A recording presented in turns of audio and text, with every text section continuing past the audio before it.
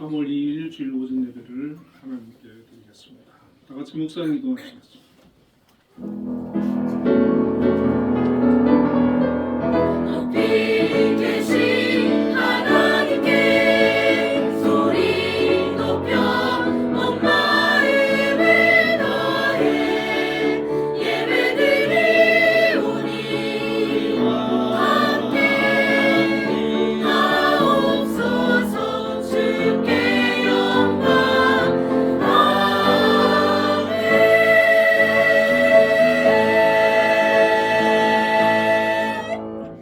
너희 모든 나라들아 여호와를 찬양하며 너희 모든 백성들아 그를 찬송할지어다. 사랑의 하나님 감사합니다. 오늘도 하나님 앞에 나왔습니다. 이 시간 예배로 영광 돌리오니 함께해 주시고 저희들 예배를 기뻐 받아 주옵소서. 예수님 이름으로 기도드립니다. 일어나셔서 개회 찬송을 하겠습니다.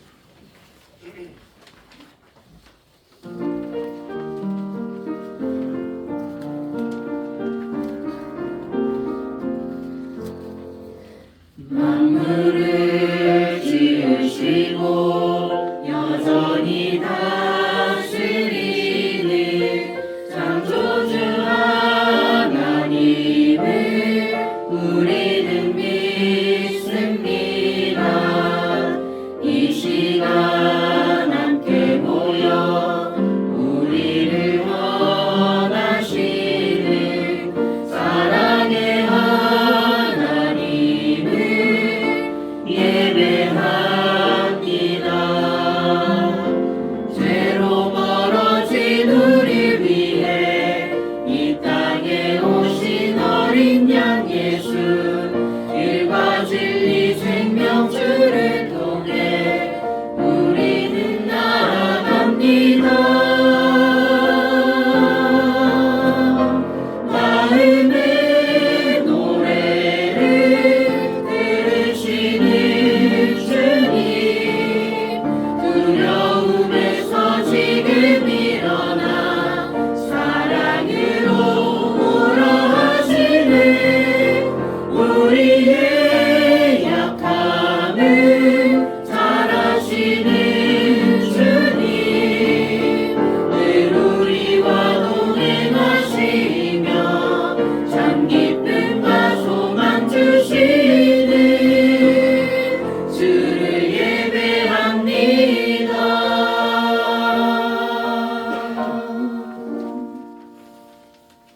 신앙 고백하겠습니다. 나는 전능하신 아버지 하나님 천지의 창조주를 믿습니다. 나는 그의 유일하신 아들 우리 주 예수 그리스도를 믿습니다. 그는 성령으로 잉태되어 동정녀 마리아에게서 나시고 본디오 빌라도에게 고난을 받아 십자가에 못 박혀 죽으시고 장사하는 지 사흘 만에 죽은 자 가운데서 다시 살아나셨으며 하늘에 오르시어 전능하신 아버지 하나님 우편에 앉아 계시다가 거기로부터 살아있는 자와 죽은 자를 심판하러 오십니다. 나는 성령을 믿으며 거룩한 공교회와 성도의 교제와 죄를 용서하는 것과 몸의 부활과 영생을 믿습니다. 아멘. 성시교독 77번 요한복음 3장을 교독하겠습니다.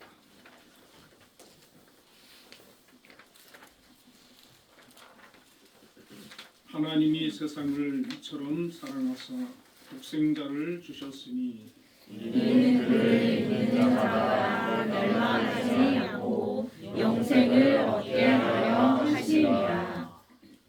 하나님이 그 아들을 세상에 보내신 것은 세상을 심판하려 하심이 아니요 그로 말미암아 세상이 구원을 받게 하려 하심이라.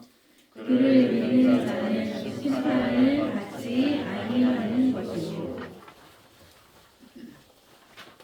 믿지 아니하는 자는 하나님의 독생자의 이름을 믿지 아니하므로 벌써 심판을 받은 것이니라.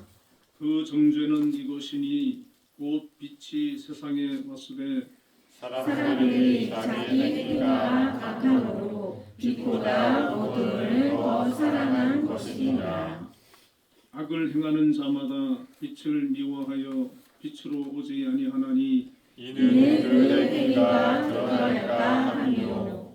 진리를 따르는 자는 빛으로 오나니 이는 그 행위가 하나님 안에서 행하는 것임을 나타내려 함이라 하시니라. 아멘. 모두 자리에 앉으셔서 예배 찬송 315장을 보겠습니다.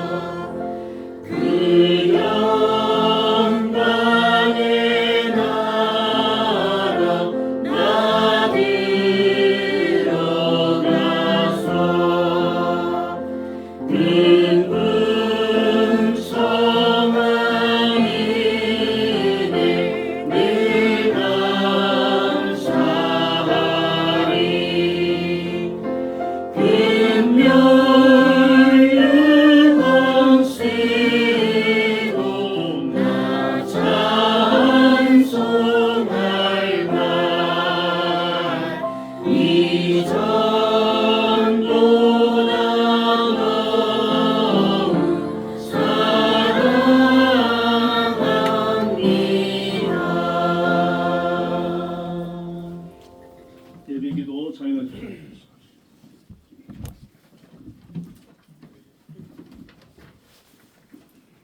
하나님, 오늘 이 거룩한 주일 우리를 불러주셔서 예배를 허락하심에 감사드립니다. 주님께 드리는 예배가 형식적으로 드리는 가인의 제사가 아닌 아벨의 제사처럼 진정으로 하나님을 사랑하는 우리의 마음을 보시고 우리가 이곳에서 드리는 예배가 온전히 하나님만을 향하고 하나님 보시기에 흡족한 예배의 시간 되게 하옵소서. 우리는 예수님을 주님으로 인정하고 중풍으로 쓰러진 하인의 치료를 위해 예수님을 만나러 온 백부장의 믿음을 갖기를 원하나이다. 아멘. 백부장 본인은 로마의 높은 지위에도 불구하고 이방인인 예수님을 주라 고백하는 신실한 믿음을 보여주었습니다. 우리도 세상 것에 마음 두지 않고 오로지 예수님만을 주라 고백하는 백부장의 믿음을 허락하여 주옵소서. 세상을 창조하시고 역사하시는 주님, 이제 겨울을 보내고 새로운 시작을 알리는 봄을 기다리는 3월 첫 주입니다. 계절의 흐름 속에서 우리는 위대하신 하나님의 섭리를 알 수 있습니다. 우리의 삶도 고난과 광야의 시간이 있을지라도 생명의 빛으로 오신 예수님만을 바라보며 기쁨으로 살아가게 하시옵소서. 하나님, 이 나라 이 민족을 위해 기도합니다. 하나님이 사랑하시는 대한민국을 이 혼란 속에서 건져내 주시고 이 나라의 미래를 하나님의 손에 맡겨오니 주관하여 주옵소서. 이 세상 모든 것은 주님에게 속한 바 되었으며 이 나라 대한민국도 주님에 속한 나라입니다. 자유민주주의를 안일하게 바라보고 정치인의 가문이설에 선동당한 우리 민족이 나라를 위하여 부르짖고 기도합니다. 주님, 이 나라가 주님의 뜻을 이루는 고귀한 나라로 자유와 시장경제, 민주주의가 더욱 성장한 나라가 되게 하옵소서. 한빛재단을 위해 기도합니다. 학교, 맹아원, 비전타운, 한빛예술단 등 어린아이에서 성인에 이르기까지 한빛재단이 시각장애인의 자립을 위한 초석이 되게 하시고 김양수 장로님을 들어 사용하시어 더욱 발전하게 하시니 감사드립니다. 항상 장로님께서 하나님의 말씀을 붙들고 살아가게 하시고 영육의 강건함을 잃지 않게 하시며 지혜와 명철을 더하여 주셔서 한빛을 이끄시는 데 부족함 없게 하옵소서. 한빛을 축복하여 주셔서 명실상부 국내 최고 시각장애인을 위한 재단으로 성장하게 하여 주시니 감사드립니다. 한빛예술단 등 각 기관에 주님의 은혜와 물질의 풍요로 채워주실 것을 믿습니다. 앞으로 주님의 은혜 안에 거룩한 사역을 감당하는 한빛이 되도록 한빛에 속한 저희 모두를 주님의 도구로 사용하여 주시옵소서. 말씀을 전하시는 공강훈 목사님과 귀한 사역을 감당하시는 김영화 전도사님께 성령님 늘 함께하여 주셔서 한빛교회를 잘 이끌어 주실 줄 믿습니다. 우리 장로님들, 권사님들 축복하여 주셔서 능히 업무를 감당하는 귀한 직분자로 세워주심을 감사드립니다. 우리 성도들은 믿음의 선배님을 바라보고 기도하며 성장할 수 있도록 성령님들 함께하여 주시옵소서. 예배를 준비하는 손길과 매주 하나님께 올려드리는 찬양으로 기뻐 준비하는 찬양대를 기억하여 주시고 하나님께 기쁨으로 영광 돌리게 하옵소서. 아픈 사람들을 위하여 기도합니다. 주님이 채찍을 맞음으로 나음을 입었습니다. 주님이 피 흘리심으로 치료가 되었습니다. 주님 말씀대로 믿으면 모두 나음을 믿은 줄 믿습니다. 어지럼증으로 치료 중인 우리 박진영 집사님과 회복 중에 이명신 사모님, 또 아뢰지 못한 아픈 우리 성도들 한 명 한 명을 기억하여 주시고 아픈 곳 친히 어루만져 주시는 주님을 의지하고 믿고 나아가게 하시고 깨끗이 치유받게 하옵소서. 땅에 떨어진 한 알의 밀알이 죽어 많은 열매를 맺는 것처럼 예수님의 십자가로 우리를 구원해 주신 것처럼 우리의 삶도 주님의 나라를 위해 하나의 밀알이 되길 원합니다. 우리의 부족함을 아시고 채우시는 주님, 우리의 부족함마저 하나님 나라에 쓰임받게 하시는 예수님의 이름으로 기도드렸습니다.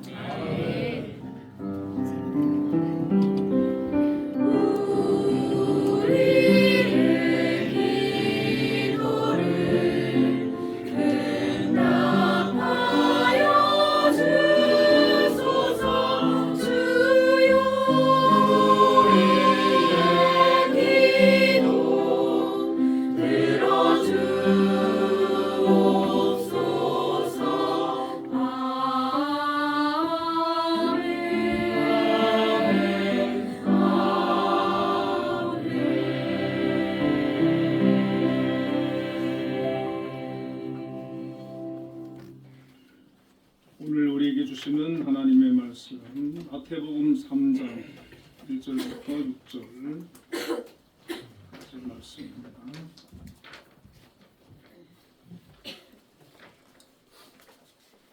한 절씩 교독하겠습니다. 그때 세례 요한이 이르러 유대 광야에서 전파하여 말하되 회개하라 천국이 가까이 왔느니라 하였으니 그는 선지자 이사야를 통하여 말씀하신 자라 일렀으되 광야에 외치는 자의 소리가 있어 이르되 너희는 주의 길을 준비하라. 그가 오실 길을 곱게 하라 하였느니라. 이 유아는 낙타털 옷을 입고 허리에 가죽띠를 띠고 음식은 메뚜기와 석청이었더라. 이때 예루살렘과 온 유대와 요단강 사방에서 다 그에게 나와 자기들의 죄를 자복하고 요단강에서 그에게 세례를 받더니. 아멘. 우리 한빛 찬양을 위해서 찬양으로 하나님께 영광을 돌리겠습니다.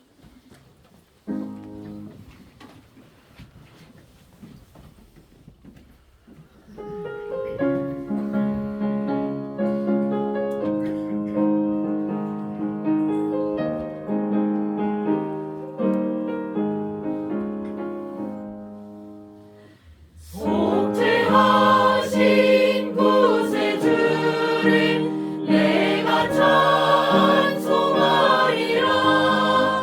내게 자유 주시려고 주가 고난 당했네.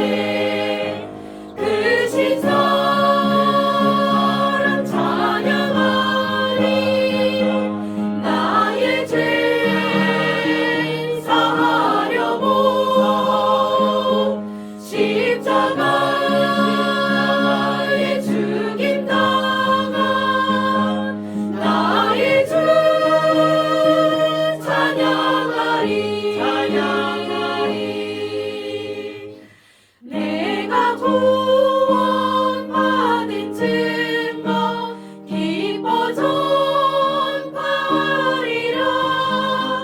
내 죄 모두 담당하신 주의 사랑 크셔라.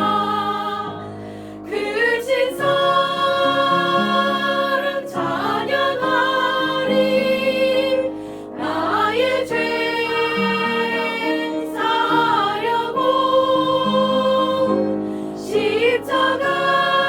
십자가에 죽임 당한 나의 주 찬양하리.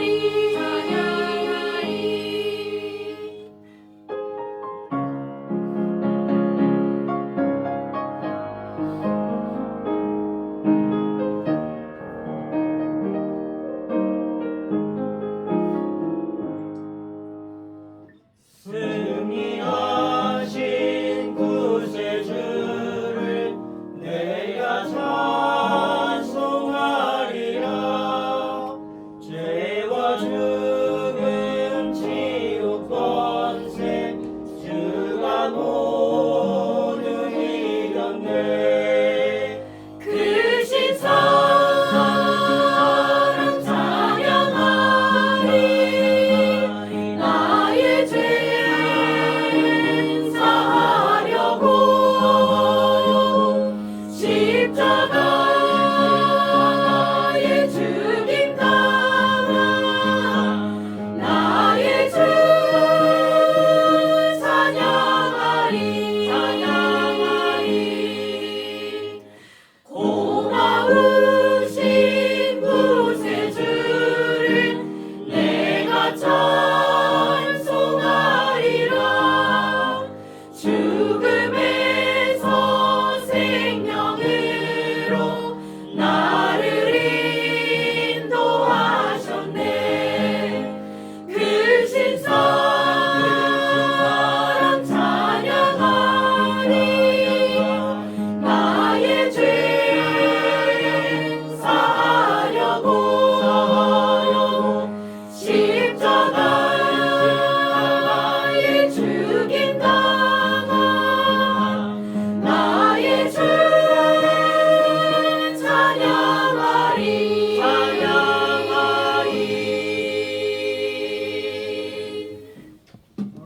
네, 우리 하나님께 영광의 박수로 올리겠습니다. 우리 차이라 집사님 기도에 많은 은혜를 받았습니다. 우리 교회 성도님들이 기도를 너무 잘하세요. 네, 우리 찬양대도 진짜 화음도 너무 좋으시고 너무 목소리도 좋으셔가지고 아름다운 찬양 감사합니다. 네, 우리 옆에 분들과 인사 한번 나누겠습니다. 사명을 잘 감당합시다.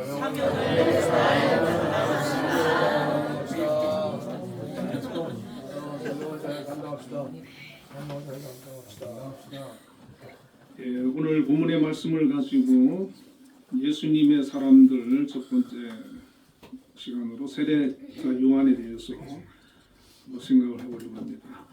이번 주 수요일부터 부활절 전날 토요일까지 주일을 제외하고 날수를 세면 40일이 되는데 이를 가리켜서 이제 사순절이라 그러거든요. 이 사순절은 예수님의 순환과 십자가 죽음을 기억하는 절기로 이 기간 동안에 더 깊이 예수님을 묵상하고 예수님의 사랑과 또 희생을 또 기억하고 감사하는 그런 기간입니다. 올해 사순절 기간 동안에는 예수님의 사람들 시리즈로 예수님과 관련된 그런 인물들을 좀 살펴보려고 합니다. 오늘은 첫 시간으로 세례 요한에 대해서 한번 생각해 보겠습니다. 이 세례 요한은 제사장 사가랴와 엘리사벳에게서 태어났는데 가브리엘 천사가 성전에서 제사장 그 직무를 감당하던 이 사가랴에게 나타났습니다. 그리고 내 아내 엘리사벳이 내게 아들을 낳아주리니 이름을 요한이라 하라. 그렇게 말을 하고 또 누가복음 1장 15절과 17절을 보면은 이는 그가 주 앞에서 큰 자가 되며 모태로부터 성령의 충만함을 받아 이스라엘 자손을 주 곧 그들의 하나님께로 많이 돌아오게 하겠습니다. 그가 또 엘리야의 심령과 능력으로 주 앞에 먼저 와서 주를 위하여 세운 백성을 준비하리라. 그렇게 말씀을 해주었습니다. 당시 이 사가랴와 같은 제사장들은 이 메시아에 대한 구약의 예언도 잘 알고 있었고 또 메시아가 오기 전에 그 길을 예비하는 자가 올 것이다, 엘리야가 올 것이다 하는 것에 대해서 잘 알고 있었기 때문에 이 사가랴는 천사가 이런 말을 해줬을 때 이것이 무슨 의미인지 잘 이해를 할 수가 있었을 것입니다. 그래서 이 사가랴가 세례 요한이 이제 탄생하고 난 다음에 8일 후에 이제 할례 의식을 하는데 그때 이렇게 예언을 합니다. 누가복음 1장 76절부터 77절에 이 아이여 내가 지극히 높으신 이의 선지자라 일컬음을 받고 주 앞에 앞서가서 그 길을 준비하여 주의 백성에게 그 죄사함으로 말미암는 구원을 알게 하리니 그렇게 예언을 하는 것이죠. 그래서 이 사가랴는 이 요한이 주의 길을 예비하는 다시 메시아에 앞서서 메시아의 길을 예비하는 자로 보냄을 받은 자다라고 하는 것을 알고 있었고 또 그렇게 예언을 합니다. 그래서 이 사가랴는 자기 그 아들을 그 단순한 그 아들로 보는 게 아니에요. 지극히 높으신 이의 선지자라 일컬음을 받을 것이다. 그리고 이제 자기에게 어떤 사명이 주어지느냐 하면 이 아이를 선지자로서 그렇게 그 사명을 감당할 아이로 이렇게 길러내어야 되는 그런 사명이 주어진 것이죠. 그래서 늘 기도하며 그 요한이 잘 신앙 안에서 그 사명 감당할 수 있는 그런 믿음의 사람으로 키워내기 위해서 그렇게 양육을 했을 것인데 오늘 우리도 우리의 자녀들이 다 각자 하나님께서 이 세상에 보내실 때 각자의 역할과 그런 어떤 사명들을 주시는 것이죠. 그래서 우리 그리스도인들이 자녀들을 신앙으로 믿음 안에서 잘 길러서 하나님께서 필요한 곳에 하나님께서 쓰시고자 하는 곳에 보내어서 쓰임받을 수 있도록 우리가 키워내는 그런 또 또 사명이 우리 부모에게는 또 있는 줄로 압니다. 자, 이 요한을 보면은 오늘 본문 1절과 4절에 1절을 보면 그때에 세례 요한이 이르러 유대 광야에서 전파하여 말하되 4절에 이 요한은 낙타털 옷을 입고 허리에 가죽띠를 띠고 음식은 메뚜기와 석청이었더라. 예, 그렇게 말씀을 하고 있습니다. 자, 세례 요한이 지금 사는 곳이 어디냐면 유대 광야입니다. 입는 옷은 낙타털 옷이고 허리에 가죽띠를 띠고 음식은 메뚜기와 석청을 먹어요. 이런 삶을 살았던 그 종파가 에세네파라고 하는 종파인데 이 에세네파들은 세상과 떨어져서 광야에서 공동체 생활을 하면서 경건하게 금욕적인 그런 생활을 했거든요. 그래서 어떤 성경학자들 중에는 이 세례 요한을 에세네파의 일원으로 그렇게 이제 생각하는 분도 있는데 그 당시에 이 제사장들은 그 예루살렘에 거주하면서 가장 그 상류층에 속하는 사람들이었습니다. 교육도 가장 많이 받고 백성들로부터 존경을 받고 왜냐하면은 유대 그런 종교 사회이기 때문에 경제적으로 가장 안정된 위치에 있는 사람이었어요. 그래서 아버지가 사가랴가 제사장이기 때문에 이 엘리야도 제사장으로서 그렇게 키워지고 또 제사장으로 살아가면 안정되고 평안한 그런 삶을 살 수 있었는데 아버지 사가랴도 이 요한이 어떤 사명을 가지고 태어났는지를 알았고 이 요한도 그런 안락한 안정된 그 삶을 버리고 광야에서 그렇게 야인으로 삶을 살았다는 것입니다. 그런데 왜 이렇게 세례 요한이 이러한 삶을 살았을까? 왜 안정된 그런 삶을 떠나서 광야에서 그렇게 살았을까? 그가 분명한 사명을 알았기 때문에 자기가 왜 이 땅에 왔는지 그 목적을 알았다는 것이죠.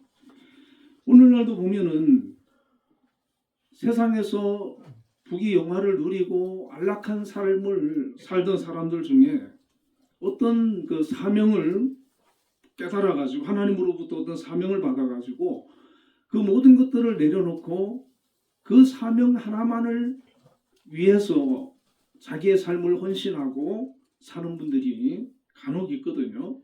바로 세례 요한이 이제 그러한 삶을 살게 되었는데, 자, 그럼 세례 요한이 어떤 사명을 받았을까? 성경을 이렇게 자세히 묵상해 보니까 요한복음 1장 33절에 보니까 나도 그를 알지 못하였으나 나를 보내어 물로 세례를 베풀라 하신 그이가 나에게 말씀하시되. 자, 여기 보면은 이 세례 요한도 메시아가 누군지를 알지 못했다는 거죠. 그런데 나를 보내어 물로 세례를 베풀라 하신 그이가 나에게 말씀하시되. 그러니까 이 광야에 와서 세례를 베푸는 이 일이 자기가 어떤 그냥 뭐 하고 싶어서 하는 게 아니라는 거죠. 그리고 또 누가 어떤 사람이 시켜서 하는 게 아니라는 거예요. 그분이 누구겠어요? 하나님이죠. 아니면 하나님 보낸 천사겠죠. 그래서 그가 나에게 말씀하시되 성령이 내려서 누구 위에든지 머무는 것을 보거든 그가 곧 성령으로 세례를 베푸는 이인 줄 알라 하셨기에. 세례 요한이 하는 얘기예요. 그러니까 세례 요한이 많은 사람한테 물로 세례를 베풀었는데 아무도 성령이 그 위에 임하는 것을 이 세례 요한이 보지를 못했어요. 왜냐하면은 그 성령이 그 위에 머무는 사람이 그가 곧 메시아니까 그렇게 알려주셨거든요. 그 일을 감당하라는 거예요. 그러니까 메시아 길을 예비하고 메시아가 오면 그 그에게 세례를 주고 또 그에게 성령이 임하는 것을 보고 그가 메시아임을 알려라, 증거하라 라고 하는 사명을 이 요한이 받은 겁니다. 세례 요한이 받은 겁니다. 그래서 세례 요한은 그 광야에서 지내면서 메시아를 기다리는 거예요. 왜? 자기가 메시아의 길을 예비하기 위해서 보낸 자이니까. 이것은 누가 그냥 시켜서 할 수 있는 게 아니에요.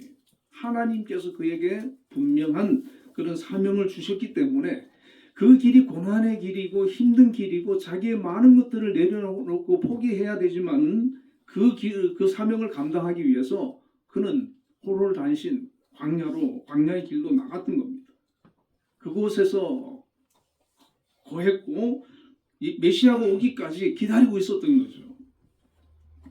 자, 본문 3절에서 더 명확하게 말씀을 하는데 그는 선지자 이사야를 통하여 말씀하신 자라 일렀으되 광야에 외치는 자의 소리가 있어 이르되 너희는 주의 길을 준비하라 그가 오실 길을 곧게 하라 하였느니라.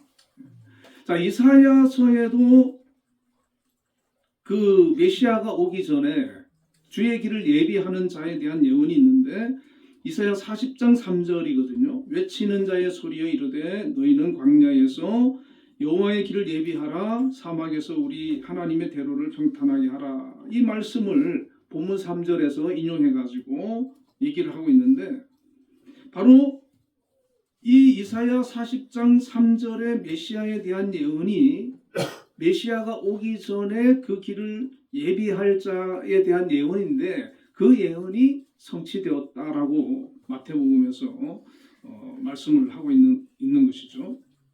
자, 그리고 말라기에 대한 예언도 있는데 이 말라기는 마지막 말라기가 마지막 예언서인데 그 이후로 하나님께서 400년 동안 선지자를 보내지 않으셨어요. 이스라엘 향해서 말씀을 주질 않으셨어요.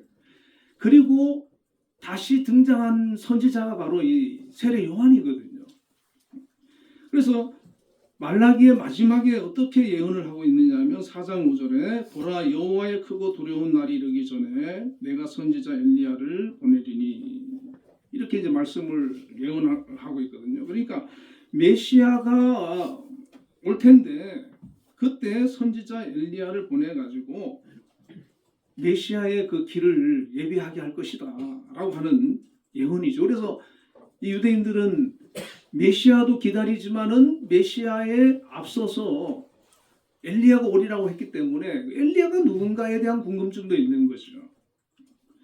자, 예수님께서는 마태복음 17장 12절에 그러나 내가 너희에게 이르노니 엘리야가 이미 왔으되 그들이 그를 알지 못하고 이렇게 말씀하시거든요. 그래서 이 세례 요한이 엘리야였다라고 하는 것을 또 말씀을 하고 있습니다.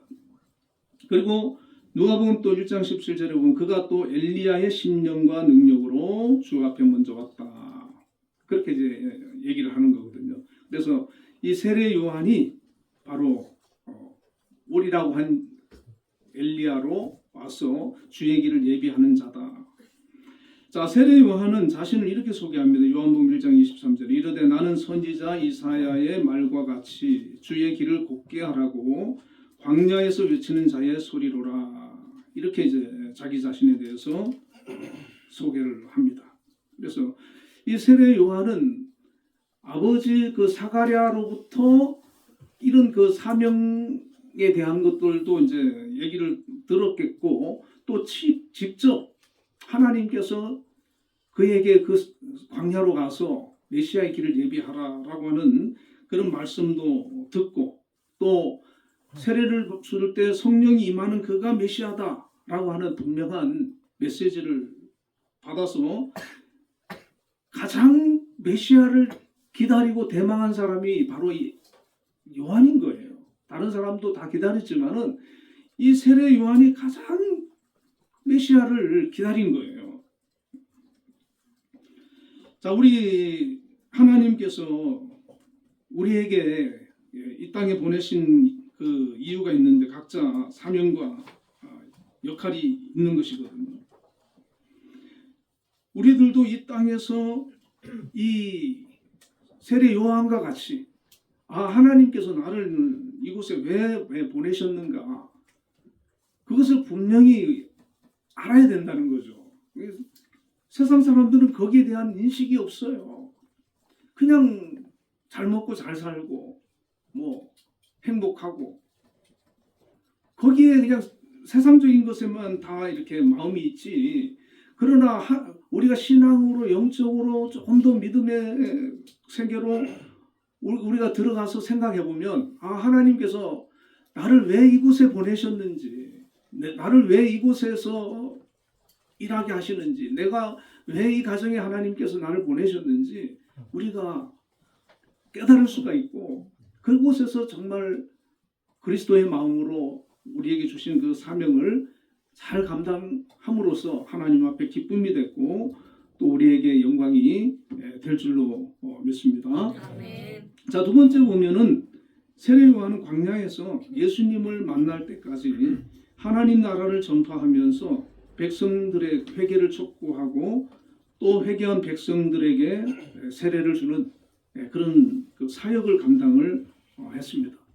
자, 메시아가 온다고 하는 것을 자기가 들었기 때문에 메시아가 올 때까지 아무것도 하지 않고 그냥 메시아만 기다리고 있었던 게 아니라 그 기간 동안에 자기에게 주어진 그런 사역들, 그 일들을 가지고 사명을 감당하면서 살았다는 것이죠. 우리 예수님이 재림하시고 또 우리가 이 세상을 떠날 때 천국 가는데 이단들은 그러잖아요. 예수님 곧 재림할 때인데 뭐 직장 다녀서 뭐하냐, 이런 데서 뭐하냐, 그렇게 얘기하는 경우도 있었거든요. 그렇지 않다는 거예요. 우리가 사는 날 동안에 우리가 하나님께로 가는 그날까지 각자에게 주어진 자리에서 또 열심히 최선을 다하면서 사는 것이 중요하다. 오늘 본문에 보니까 2절에 그때 세례 요한이 이르러 유대 광야에서 전파하여 말하되 회개하라 천국이 가까워왔느니라. 복음을 전했어요. 천국 복음을 전했어요. 5절에 보니까 이때 예루살렘과 온 유대와 요단강 사방에서 다 그에게 나와 자기들의 죄를 자복하고 요단강에서 그에게 세례를 받더니, 사실 이때 이 400년 이게 이제 선지자로서의 그런 어떤 사역이거든요. 과거에 선지자들이 했던 그 사역을 세례 요한이 하는 건데 그동안 400년 동안에는 어떤 특별한 그 선지자가 없었단 말이에요. 하나님 보내질 않았단 말이에요. 그런데 하나님께서 이 세례 요한을 마지막 선지자로 이렇게 세우셔서 보내고 그 사역을 감당을 한 겁니다. 예수님 올 때까지 광야에서 회개하라 천국이 가까이 왔느니라. 회개하라. 백성들한테 회개하라. 회개 운동을 일으켰다는 회개 운동. 이 유대인들은 자기들은 선민이고 또 율법을 지키고 있기 때문에 우리는 죄가 없다, 선한 백성이다, 아주 교만한 그런 사람들이었거든요. 근데 세례 요한은 그들을 향해 가지고 회개하라, 회개하라, 그렇게 선포를 했던 거예요. 많은 사람들이 당신은 죄인입니다 이렇게 전도한다든지 할 때 얘기를 하면 막 화를 내는 사람이 있어요. 내가 무슨 도둑질을 했냐, 살인죄를 저질렀냐, 그러면 막 화를 내요. 그럼 난 죄 없다는 거예요. 난 죄도 없는데 왜 죄인이라고 했냐, 기분 나빠합니다. 자, 우리가 다 솔직히 먼지 털면 안 나올 사람이 어디 있겠어요. 다 죄가 있죠. 그러나 드러나지 않으니까 모를 수는 있어요. 그러나 여기서 말한 죄는 그런 어떤 도덕적인 그런 죄를 얘기하는 게 아니라 하나님 앞에서 하나님의 다스림을 떠나가지고 하나님 앞에 순종하지 않고 하나님 중심으로 살지 않는, 자기 마음대로 자기 뜻대로 자기 하고 싶은 대로 살아가는, 하나님과 상관없이 살아가는 그 삶을 회개하고 돌이키라는 거예요. 하나님 중심으로 살아라는 거예요. 하나님께로 돌아오라는 거예요. 그 마음을 하나님께로 향하라는 거죠. 그리고 이 유대인들도 보면은 자기들이 하나님을 믿는다고 말은 하는데 실제 그 삶은 하나님과 상관없는 그런 삶을 사는 사람들이 많았거든요. 그러니까 많은 사람들이 회개를 하고 돌이키고 세례를 받았어요. 세례를 받았다는 것은 자기들 죄를 회개하고 깨끗함을 원해서 받는 거잖아요. 그래서 세례를 받고 그 다음에 천국이 가까웠다라고 이렇게 선포를 했는데 특히 이 천국에 대한 그런 메시지는 이 유대인들에게는 상당히 새로운 것이었고 예수님이 사실 예수님의 그 사역에도 보면은 회개에 대한 메시지도 많고 천국에 대한 메시지가 많잖아요. 그러니까 이 유대인들은 먼저 세례 요한을 통해서 그런 메시지들을 들었기 때문에 예수님의 그 메시지를 들었을 때 큰 거부감 없이 또 쉽게 이해하고 받아들일 수도 있었다는 것이죠. 그래서 이 세례 요한은 앞장서서 예수님의 그 공생의 그 사역과 아주 흡사한 그런 그 사역을 세례 요한이 많이 했어요. 세례 요한의 그 사역에 무슨 뭐 병을 고치고 이런 어떤 치유나 이적의 사역은 없지요. 그런데 예수님께서는 거기에다가 이제 그런 또 치유, 신유의 그런 사역까지도 많이 일으키시고 그렇게 이제 하셨음을 볼 수가 있는데, 그러니까 아무도 메시아를 알아보지 못하는데 이 요한이 알아보고 이분이 메시아다. 사람들한테 알린 거예요. 소개한 거예요. 자, 그리고 세 번째 보니까 이 세례 요한이 이런 얘기를 합니다. 그는 흥하여야겠고 나는 쇠하여야 하리라 하면서 주님을 온전히 높이고 자기는 싹 사라지는 거예요. 여러분, 요한이 굉장히 다른 부분도 참 귀하고 참 우리가 볼 때 배울 점이 많은데 이 부분이 참 귀하다 이런 생각이 드는 게 요한복음 1장 29절부터 34절을 보면은 예수님께서 세례 요한에게 그 세례를 받으러 오시거든요. 원래 세례를 주는 사람이 선생인 거예요. 위에 있는 거예요. 그러니까 예수님이 세례 요한이 자기가 예수님한테 세례를 줬어요. 그래서 어떻게 보면 이제 자기가 더 위의 사람이라고 이렇게 모든 사람들이 생각할 거 아닙니까? 제자라고 생각할 거 아닙니까? 그런데 세례 요한은 그런 것에 전혀 개의치 않았다는 거죠. 자, 세례 요한이 세례를 주면서 누굴 기다렸습니까? 메시아를 기다렸어요. 예수님을 기다렸어요. 그런데 하나님이 알려주기를 세례 줄 때 성령이 임하는 그가 메시아다라는 거예요. 근데 많은 사람이 세례를 받았는데 한 번도 그런 일이 없었어요. 자, 이 세례 요한이 요한복음 1장 29절부터 32절에 보면 예수님을 단박에 이렇게 알아보는데 이튿날 요한이 예수께서 자기에게 나오심을 보고 이르되 보라, 세상 죄를 지고 가는 하나님의 어린 양이로다. 내가 전에 말하기를 내 뒤에 오는 사람이 있는데 나보다 앞선 것은 그가 나보다 먼저 계심이라 한 것이 이 사람을 가리킴이라. 나도 그를 알지 못하였으나 내가 와서 물로 세례를 베푸는 것은 그를 이스라엘에 나타내려 함이라 하니라. 요한이 또 증언하여 이르되 내가 보매 성령이 비둘기같이 하늘로부터 내려와서 그의 위에 머물렀더라. 이게 세례 요한이 예수님을 보면서 단박에 이분이 메시아구나 하는 것을 알았어요. 알고는 이제 거기 모인 사람들한테 알려주는 거죠. 소개를 하는 거죠. 그리고 요한이 증언하여 이르되 내가 보매 성령이 비둘기같이 하늘로부터 내려와서 그의 위에 머물렀더라. 자기가 계시받은 그 일이 일어난 거죠. 자, 마태복음 3장에는 이 장면을 이렇게 설명하거든요. 16절 20에서 17절에 보면 예수께서 세례를 받으시고 곧 물에서 올라오실새 하늘이 열리고 하나님의 성령이 비둘기같이 내려 자기 위에 임하심을 보시더니 하늘로부터 소리가 있어 말씀하시되 이는 내 사랑하는 아들이요 내 기뻐하는 자라 하시니라. 예수님이 세례를 받으시고 올라올 때 하늘이 열리고 성령이 비둘기같이 내리는 것을 봤다는 거예요. 세례 요한도 봤겠지요. 영안이 열려서. 그리고 내 사랑하는 아들이요 내 기뻐하는 자라 하는 얘기까지 음성까지 듣게 되는 거예요. 자, 세례 요한의 그 사명은 주의 길을 예비하는 자인데 이것 위해서 온 거예요. 이거 위해서 예수님이 세례를 받으시고 성령이 임하고 이분이 메시아다, 하나님의 아들이다, 우리의 구세주다, 이것을 증언하기 위해서 온 거예요.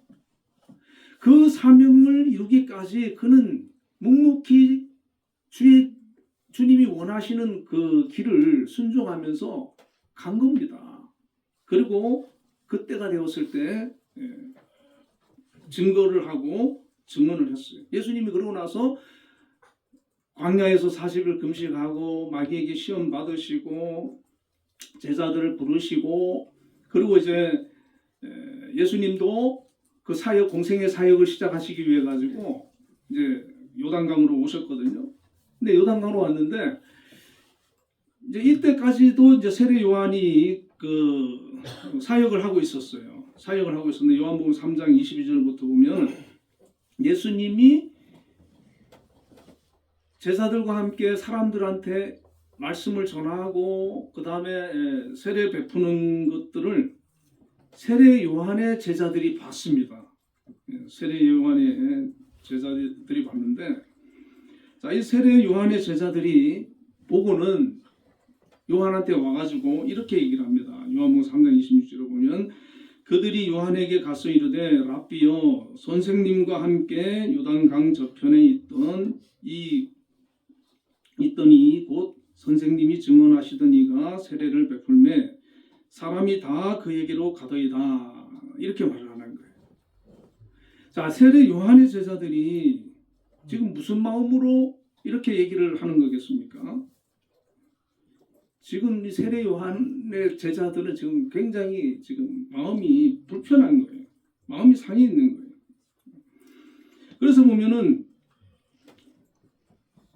요한한테 랍비여 선생님과 함께 요단강 저편에 있던 이렇게 얘기하잖아요. 예수님에 대해서 예수님이라고도 안 하고 그분을 메시아라고도 안 하고 요단강 저편에 있던 이렇게 얘기를 해요.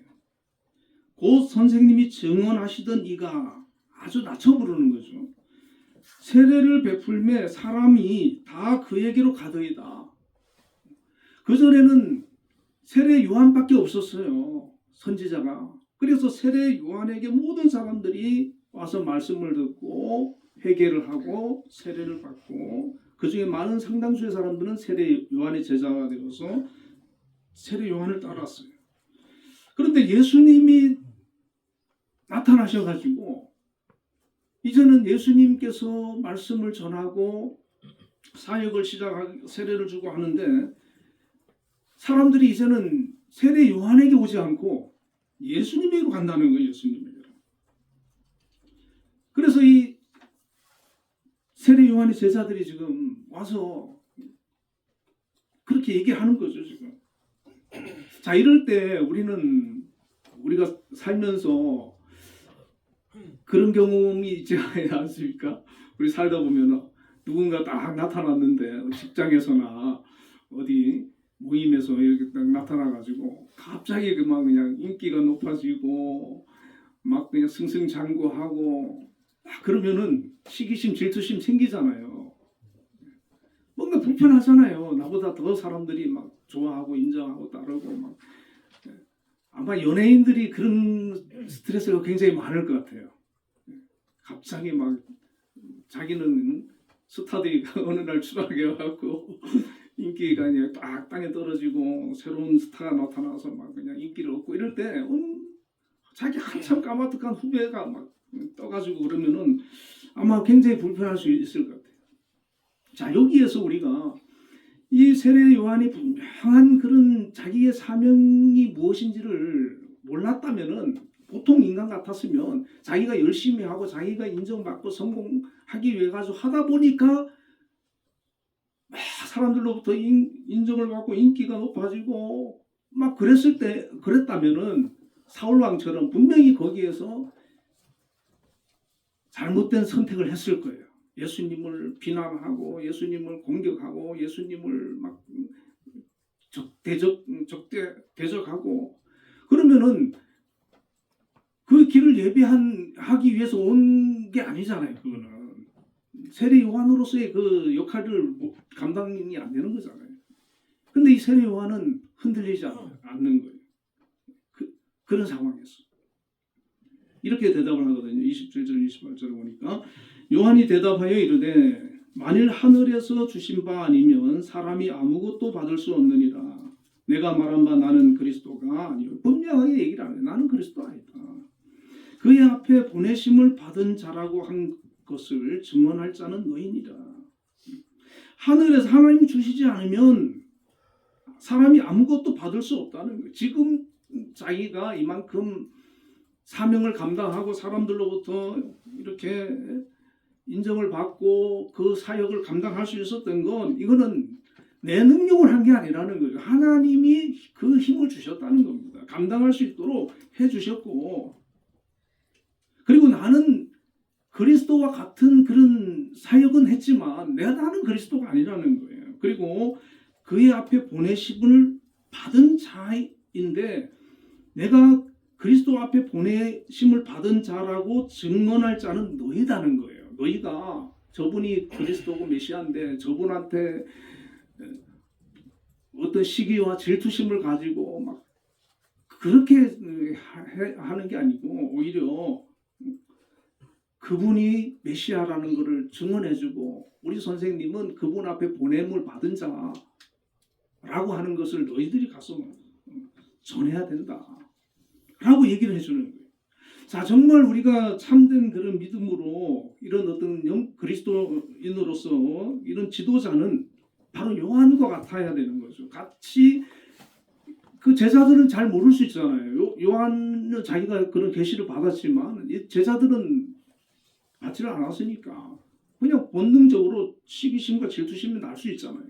그때 그런 것들을 바로 이렇게 잡아줄 수가 있어야 되는 거죠. 이 세례 요한은 보완해도 하지 않고 그걸 잡아주는 거예요. 그 중심을. 그리고 뭐라고 얘기합니까? 요한복음 3장 29절에서 30절에 보니까 신부를 취하는 자는 신랑이나 서서 신랑의 음성을 듣는 친구가 크게 기뻐하나니 나는 이러한 기쁨으로 충만하였노라. 자, 신부를 여러분 결혼식에 주인공이 신랑이잖아요. 신랑이 신부를 취하지 않습니까? 예수님이 신랑이라는 거죠. 예수님이 신랑이고 그분이 저 백성들이 예수님께로 가는 것은 신부를 취하는 것 같다는 거죠. 그래서 신랑이 주인공이 돼야 되고 신랑이 드러나야 되는데 드러나야 된다는 거죠. 자기가 신랑도 아니고 그냥 들러리인데 자기는 신랑 친구인데 자기가 중심이 되고 드러나고 막 메시아하고 같이 막 경쟁심을 가지고 막 이래버리면 안 된다는 거죠. 그리고 나는 이러한 기쁨으로 충만하였노라. 그냥 예수님이 이제 공생애를 시작하시고 예수님께로 사람들이 몰려가고 예수님이 세례를 주시고 예수님의 메시지가 선포되어지고 그걸 나는 지켜보는 것만으로도 나는 기쁘다. 나는 행복하다. 내 사명은 여기까지다. 그래서 요한복음 3장 30절에 그는 흥하여야 하겠고 나는 쇠하여야 하리라. 제자들한테 아주 못을 탁 박아버리는 거죠. 주님이 그분이 흥하여야 되고 나는 쇠하여야 하리라. 예수님만 드러내는 거예요. 오늘 우리도 예수님께서 이제 세례 요한에게 대해서 이렇게 평가를 하잖아요. 마태복음 11장 11절에 보면 여자가 낳은 자 중에 세례 요한보다 큰 이가 일어남이 없도다. 예수님께서 이 세상에 태어난 인간 중에 세례 요한이 가장 큰 인물이다. 그렇게 극찬을 하신 거예요. 여러분 이렇게 자기의 그 자리를 잘 지키고 사명을 잘 감당하고 겸손하게 주님만 높여드리고 또 자기가 물러날 때 내려놓을 때를 잘 알고 그렇게 했을 때 유종의 미를 거두는 거죠. 아름다운 결과를 얻게 되는 거죠. 그리고 형장이 이슬로그는 그냥 딱 생을 마감하고 딱 떠나잖아요. 그리고 예수님의 시대가 도래하잖아요. 세례 요한이 계속 그 예수님하고 같이 공생애를 사역을 했어도 이게 좀 문제가 자꾸 이렇게 발생했을 수도 있어요. 왜냐하면 이 세례 요한이 그 메시지도 너무 강렬했기 때문에 예수님하고 자꾸 이렇게 중복되는 부분이 있어요. 세례 요한은 딱 떠나고 이제 예수님이 그 시대의 중심이 되어서 그 사명을 감당을 하는 것을 볼 수가 있습니다. 오늘 우리에게도 하나님께서 이 사순절 기간 동안에 정말 사람마다 다 다르지만 하나님께서 나에게도 이러한 사명을 주셨구나. 특히 누군가를 앞에서 이끌어 간다든지 또 누군가를 섬긴다든지 그럴 때 이게 책임이 크잖아요. 그 책임을 잘 감당하기 위해서 늘 기도하고 우리에게 주신 사명 감당하고 하나님 영광 드러내고 하나님 무엇을 기뻐하시는지 그것을 늘 고민하면서 우리가 사명을 감당한다면 우리 주님께서 이 세례 요한을 칭찬하셨던 것처럼 우리에게도 큰 은혜와 칭찬을 주실 줄로 믿습니다. 우리 함께 기도하겠습니다. 우리 나라를 위해서 좀 기도해야 되겠고요. 우리 한빛재단과 우리 김영수 장로님 위해서 기도해 주시고 특별히 우리 박진혁 집사님 지금 또 입원해 계시는데 잘 치료되도록 하나님께서 함께 해달라고 우리 함께 기도하겠습니다. 다 같이 기도하겠습니다. 하나님 아버지 감사합니다. 저희들을 또 이렇게 택해주시고 불러주시고 자녀를 삼아주심을 감사합니다. 아버지 하나님 저희들 하나님을 기쁘시게 할 수 있도록 늘 인도하여 주옵소서 붙들어 주옵소서. 아버지 특별히 나라의 민족을 주님 불쌍히 여겨주시고 지켜주시옵소서. 나라가 많이 어지럽고 흔들리고 또 위기의 때인 것 같습니다. 하나님 이 나라 견고하게 튼튼하게 안전하게 지켜주옵소서. 윤석열 대통령 복직할 수 있도록 하나님 도와주시고 역사하여 주옵소서. 자유주의 대한민국 아버지 이렇게 계속해서 이 나라가 자유롭게 또 하나님 섬기면서 복음을 전하면서 평화롭게 살아갈 수 있도록 역사하여 주옵소서. 지켜주옵소서. 우리 한빛자들 하나님 붙들어 주시고 지켜주시며 함께하여 주시며 우리를 도와여 주시길 원합니다. 보호하여 주시길 원합니다. 아버지 역사하여 주옵소서.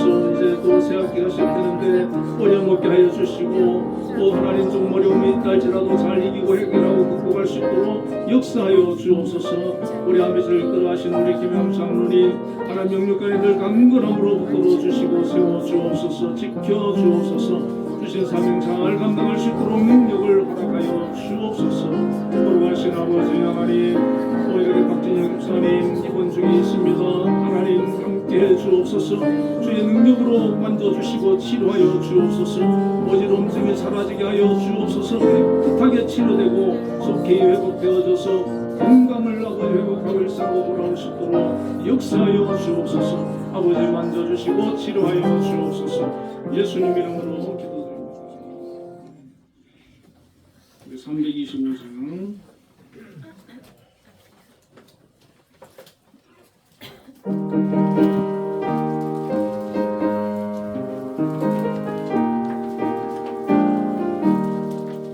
예수와 함께 계시니 시험이 오나 겁없네. 기쁨의 은원 되시는 예수를 위해 삽시다. 날마다 주를 섬기며 언제나 주를 드리고 그 사랑 안에 살면서 하늘로 가지 맙시다. 이 세상 사는 동안에 주를 전파하면서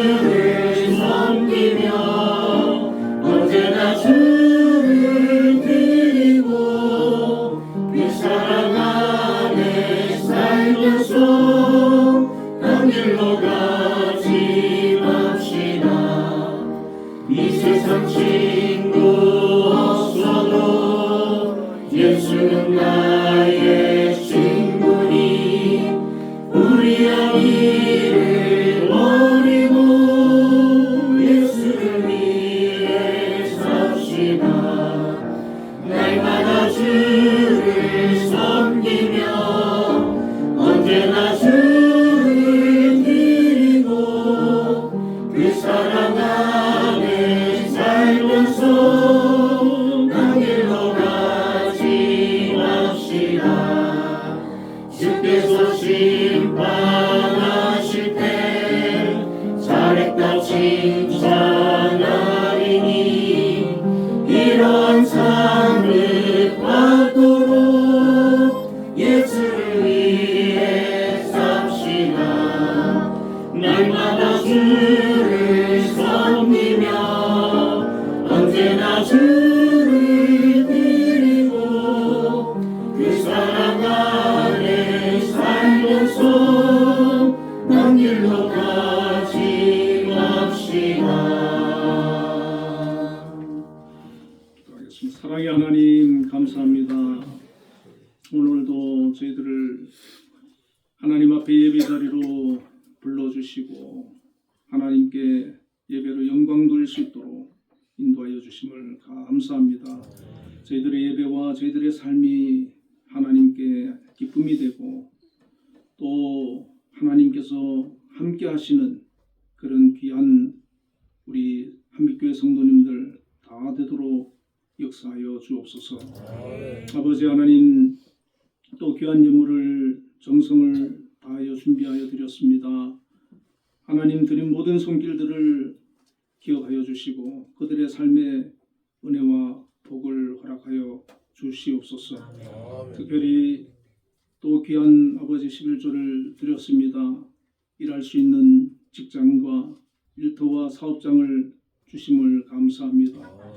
하나님, 그곳에서 우리 각자에게 주어진 임무를 잘 감당할 수 있는 우리 한빛의 성도들 되게 하여 주시고 또 하나님 영광을 드러내게 하시고 인정받고 정말 꼭 필요한 일꾼들 되게 하여 주시며 정말 하나님의 뜻을 이루고 유익한 그런 우리 성도들 다 되어지도록 역사하여 주시옵소서.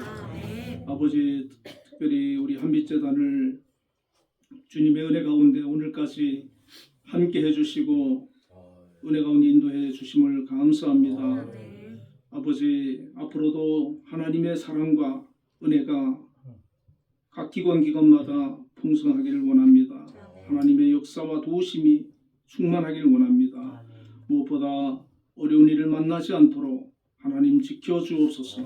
악한 마귀가 틈타고 역사하지 못하도록 하나님 붙들어 주시옵소서. 보호하여 주옵소서. 또 우리 한빛을 이끌어가시는 우리 김영수 장로님에게 크신 은혜를 허락하여 주시고 성령으로 기름 부어주시고 영육간의 강건함을 주시고 하나님 주시는 지혜와 명철로 한빛을 주님의 뜻과 섭리 가운데 잘 인도해 나갈 수 있도록 하나님 함께 주시옵소서. 또 하나님 많은 기관을 세우시고 각 기관에 또 기관장님들로 세우신 분들 있습니다. 정말 책임을 가지고 그 기관들을 기도하면서 잘 이끌어갈 때 하나님 함께 해주셔서 평안하게 하시고 형통하도록 역사하여 주옵소서. 특별히 사고나 어려운 일을 만나지 않도록 보호하여 주시옵소서. 또 우리 직원들로 학생들로 또 예술단원으로 청년들로 정말 각자에게 주어진 자리에서 열심히 책임을 다하는 우리 모든 한빛의 가족들 위해 은혜를 허락하여 주시고 그들을 통해서 하나님 뜻을 이루어 주옵소서. 특별히 사랑하는 가족들 하나님 긍휼히 여겨주시고 믿지 않는 가족들을 구원하여 주시며 또 몸이 아픈 가족들 치유하여 주시고 또 어려운 일을 만난 가족들 회복시켜 주옵소서. 또 사랑하는 자녀들 진로를 인도해 주시고 아버지 저들을 또 좋은 배우자 또 허락하여 주옵소서. 기도하는 간구를 또 들어주시고 아버지 그 삶 속에 응답하여 주시옵소서. 아버지 하나님, 이 나라의 민족 불쌍히 여겨주시고 많이 어렵고 힘듭니다. 이 위기를 잘 이겨낼 수 있도록 하는 우리 또 윤석열 대통령 복직하고 이 나라를 잘 또 바르게 세워나갈 수 있도록 은혜 가운데 인도하여 주옵소서. 아버지 역사하여 주옵소서. 또한 아버지 하나님, 감사의 예물 드린 모든 손길들을 기억하여 주시고 정말 하나님을 생각할 때마다 감사를 고백하며 찬양을 고백하며 더욱더 하나님을 의지하며 믿음으로 살아갈 수 있는 저희들 되게 하여 주시고 그 삶 속에 넘치는 은혜, 풍성한 은혜를 부어주셔서 하나님의 그 사랑을 고백하며 또 감사할 수 있는 우리 성도들 다 되게 하여 주옵소서. 아버지 하나님, 또 주정금을 드렸습니다. 한 주간도 주님과 동행하며 주님을 기쁘시게 하며 주님 주신 뜻 가운데 승리하며 살아갈 수 있도록 걸음을 인도하여 주시고 악한 마귀 사탄이 역사하고 틈타지 못하도록 보호하여 주시옵소서. 예수님 이름으로 감사하며 기도드립니다. 아멘. 자, 우리 옆에 분들과 인사 나누겠습니다. 주님 안에서 사랑합니다.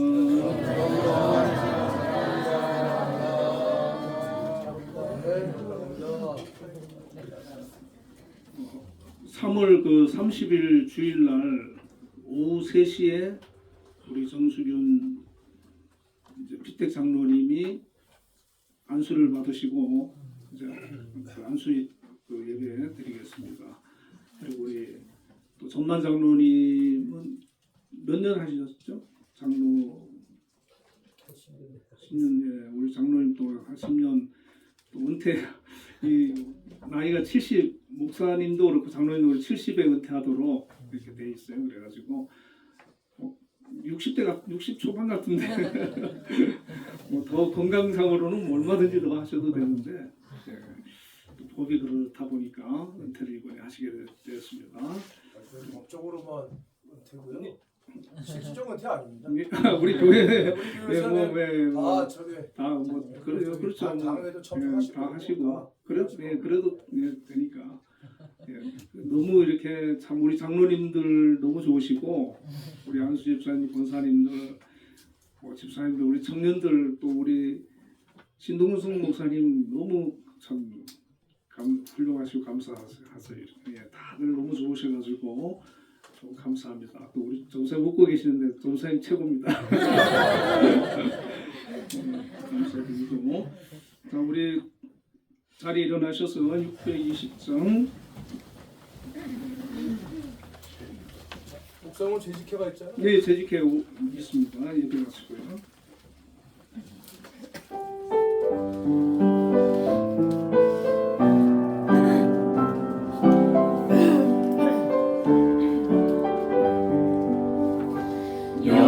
여기에 모인 우리 주의 은총 받은 자여라. 주께서 이 자리에 함께 계심을 아노라. 언제나 주님만을 찬양하며 따라가리니 시험을 당할 때도 함께 계심을 믿노라. 이 믿음도 굳세라. 주가 지켜주신다. 오는 밤에도 주의 말씀을 인도하여 주신다. 주님이 뜻하시니 헤아리기 어렵더라도 언제나 주님 안에 내가 있음을 아노라. 사랑과 말씀들이 나를 더욱 새롭게 하니 때로는 넘어져도 최우승 일을 믿노라. 이 믿음도 굳세라. 주가 지켜주신다. 어두운 밤에도 주의 말씀을 인도하여 주신다. 여기에